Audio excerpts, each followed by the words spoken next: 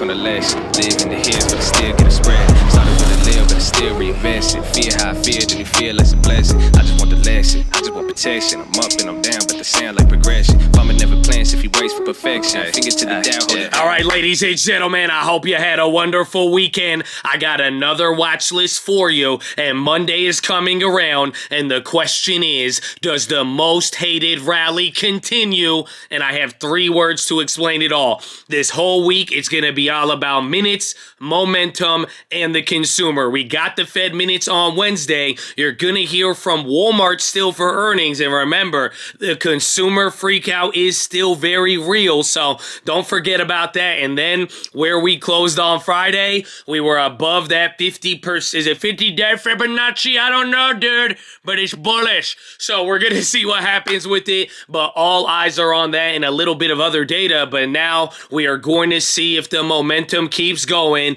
and does the market enter a bull market? I know it's hard to say. So we got a lot to talk about. I got the plays. I got the keys. I'm telling you to like the video subconsciously. So we have all that to go over, and then the breakdown for the rest of the week and what we're going to be playing. So drop your thumbs up. You already know. We'll see you in the morning. YouTube.com/the stock market. But I need to use this moment to bring you the random play generator. Look at this, man. The last 2 weeks, y'all have brought this back to life. You have literally got back all of the yearly losses and are back to last year's level. Chad, you see what 2 plays can do. We need your help. And yes, there is a reward. I'll give you whatever you want, man. For real. We got free Vegas rooms. What do you want? You want Yeezys? You want $100? I don't. Listen, we just want to incentivize it. I need a good play. I need you to post a random strike price, expiration date, keep it with time, but at least below $100, and we are gonna buy it. Again, last 2 weeks,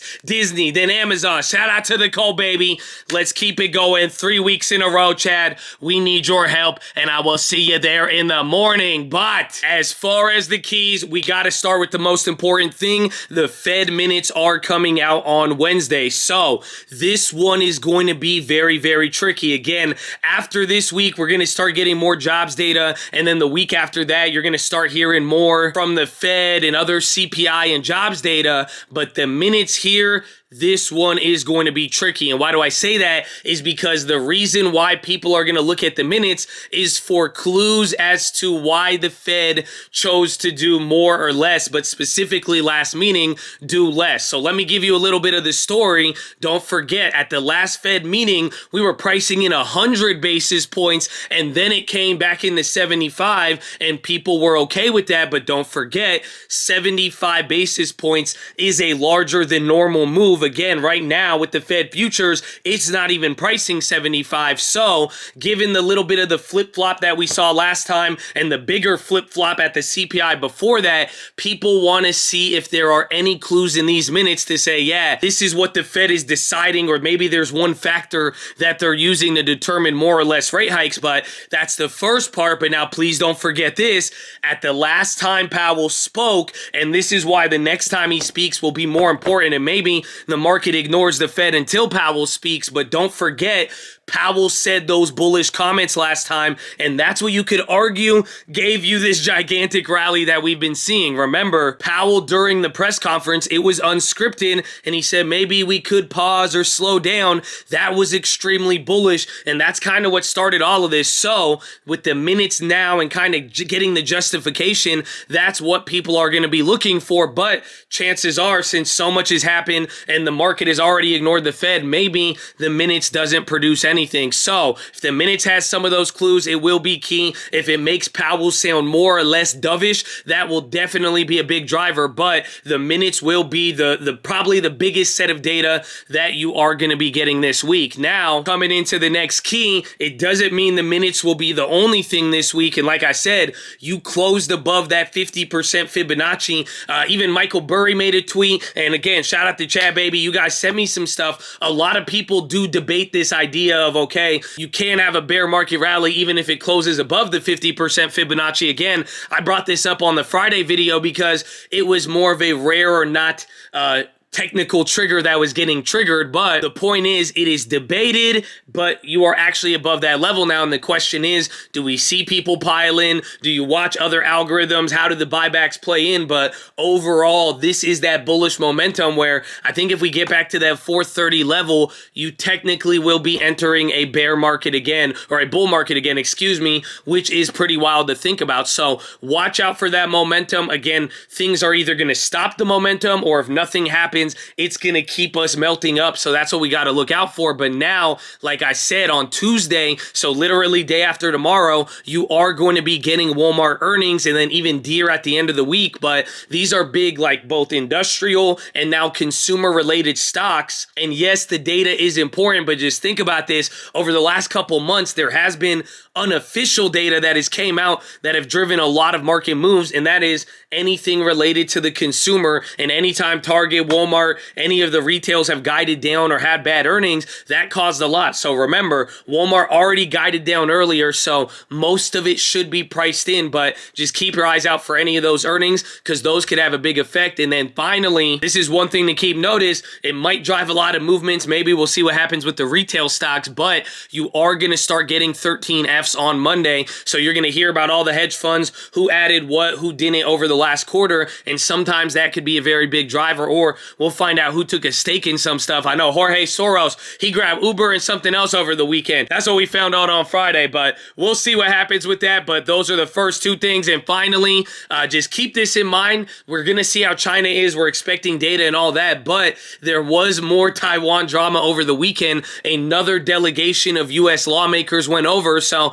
it's not Nancy Pelosi. It's not as high profile. So that's why I'm saying we're going to find out. Does this become kind of like tier 2 news where it doesn't really hit the same and cause more tensions? Or if it does lead to escalation, maybe we watch LMT and some other things come out, but definitely keep an eye on China in the midst of everything. And again, UK, China, we will be getting a lot of economic data. So that's the rundown. Again, minutes, earnings, consumer, and momentum. We're going to see what happens with it. I'm sure by tomorrow, we'll see if anything breaks out. But now all eyes are on this bull market. Does it continue? Where do we go from here? And how does the Fed get in the way? So I hope you're ready, but let us get into the plays. So right off the bat, I got 3 plays, and honestly, I like all of them, and I'm really excited. Again, depending on the momentum that we get, that could change a lot. I still do have some open shorts, and we were talking about closing them or not, and that's still it. It's even though we're going up, am I the most bullish person in the world? No. I think we have a window till data, the Powell, or maybe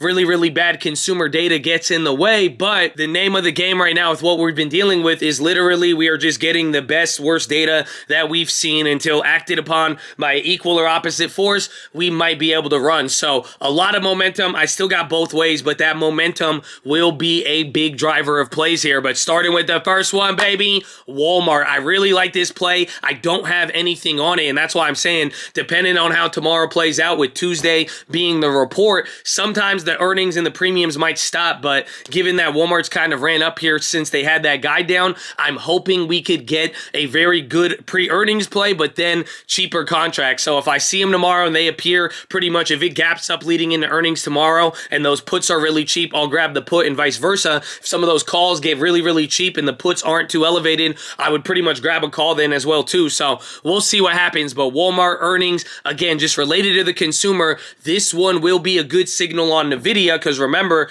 Walmart gave that guidance a couple weeks ago. So we will see how that plays out. But Walmart, that's the first play. I really like it. And now number 2, baby, Ford. I really, really like this one. So I don't have any other play besides the shares. So this is one I'm going to actively be watching this week. But automakers, they've been killing it. Tesla did really, really good. Even GM's been doing good. But now Ford is back above that $16 level. We were talking about this recovery here on the market, getting back to February levels, and Ford, they have not broken out yet. So I actually really like that there. I want to see if there's plays. I know they're going to be a little jacked, so be cautious with that. But no other plays besides shares. Definitely going to be be actively watching that this week. And then finally, number 3, baby, JD. So on Friday, you had China delisting news, but it was voluntary delisting. It was like 3 companies, PetroChina and a few others. They said they were going to delist and go to Hong Kong. And honestly, it's not that bad sometimes. We've seen this a couple years ago where China companies have delisted voluntarily. They didn't want to do the whole audit stuff and all of that. And actually, they didn't end up failing. They went to the Hong Kong stock market and ended up doubling and tripling their market cap. So it's not all bad, but kind of the direction, if this leads into any more aggressive laws or again, any of the China-Taiwan tensions, we'll see. But this news came out on Friday. There was a reaction. They got bought up. So I made a play early. I got kind of clapped on it, but I do think there can be a delayed effect from this one. So I do really like it. As far as the play, I grabbed the October $45 puts. I bought 2 of them at $1.25. Even though I bought it early, they dropped about like a quarter. So not too crazy, but like I'm saying, I have till October on this one. I don't know if that's even enough time. October is creeping up, but I do think this one we might hear some news on later. But related to the news on Friday, we'll see how that factors into the weekend. So those are the main plays. As far as everything else, I got one more play that I actually really like. I'm forgetting what it's related to, but UTHR. And this one, I grabbed a September $200 put for $289. It is expensive. This is related to biotech. It is really risky, but it's related to a Martin Shkreli play. He was going, it's like LQYD. Someone posted a ticker. I forgot what it's called, but pretty much you see UTHR, they had a pop on them benefiting off of this court case, and then there was an appeal for the other company that's now going in the other company's favor. They're dropping, but pretty much if that Martin Shkreli play goes crazy and they benefit from the court case, LQD or whatever is going to rock it up, but it should mean pain for UTHR. But again, this one is a gamble and the timing will be difficult, but this was the only other play that I made on Friday. I did go for an Apple Weekly. Those ended up getting clapped and we lost on the Airbnb post earnings from last week and even my Tesla. So those are actually some pretty big losses when you add them all up. And then I'm just still holding the Bank of America, Nvidias, and Netflix from last week. Took a couple of profits and then going to be watching those plays that we have and see what the market gives us and whether or not we end into a bull market. But that is your watch list, ladies and gentlemen. Make sure hydrate, healthy, ready to go. Make sure post your watch list. Make sure we see you there in the morning. I need the armor on. I need the helmet shining. I need you to be aware. Be aware of what's holding you back. Be aware of how far you came. It will take you a long way, and don't let the chip on the shoulder stop you, baby. It's game time. And Chad, 2 more months. It's going to be the end of the year, the fiscal year, the Chadadonia year. I'm just telling you now, baby. You've made it far. You're seeing what's going to happen. By the end of this week, you might get a lot of push and pull. So I hope you're ready. I hope you're blessed, rest, and hydrated. And honestly, pump it up. I didn't show you it heal, bro. I was like dying over the weekend, bro. I'm telling, don't pump it up, okay? But be relaxed. Oh no, we gonna pump it up. Got to pump it. Okay, I'm gonna save it for Monday. I love you, Chad. I'll see you there. Shout out to Random Play Generator too. All the people in the chat holding it down. Let's have fun. It's already been crazy this last couple of weeks, and now I keep. Okay, I love you, Chad. Goodbye.